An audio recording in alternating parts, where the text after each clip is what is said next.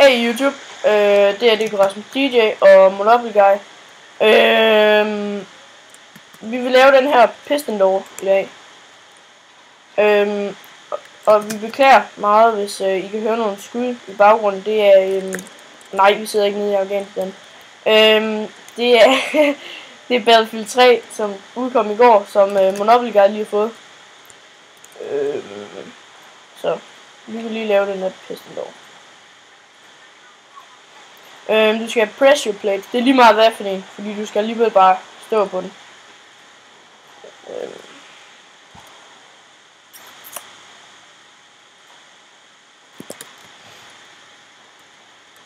Men Monopoly Guy, er det godt, Battlefield?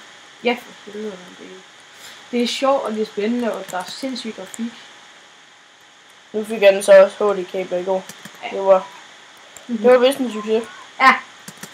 Jeg fik DJ, han fortalte mig lige i dag, at jeg havde glemt at sætte selve min Xbox til HD. Så nu er der endnu bedre grafik, end der faktisk var i år. Vi selv har HDMI. Ja, HDMI. Som jeg personligt synes er bedre. Det synes jeg ikke går, men så i dag, da jeg lige kom i tanke om, at det skal også installeres på selve Xboxen, så er HD faktisk meget bedre. Så det er thumbs up til det.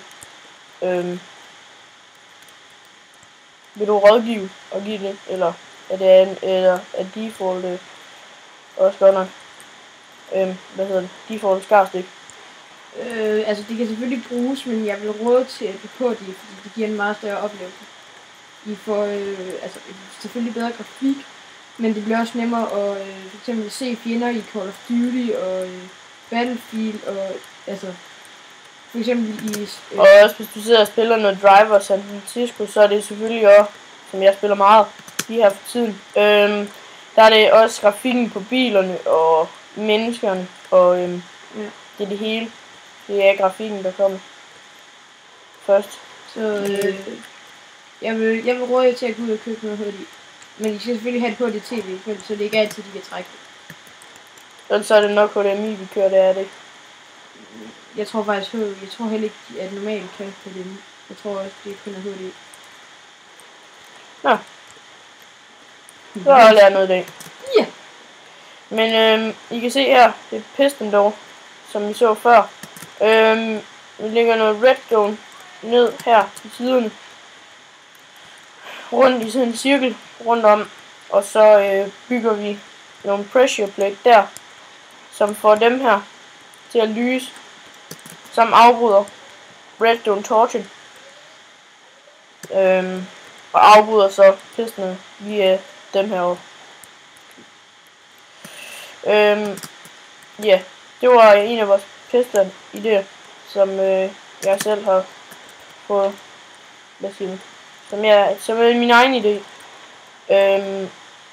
Det skal så også lige sige, at der kommer sådan en helt tutorial med hvad vi ved. En serie med hvad vi ved. Mange ting, det kan godt være, at I har set dem før, og det kan måske være, at I har set dem på blogs Danmark. Men vi skal nok give succes, hvis det er vores egen idé, eller hvis det er blog. Eller andres. Ja. For Blogs Danmark er en god redstone tutorial. Hvis du lige skal ind, så har de stort set alt, hvad du lige behøver.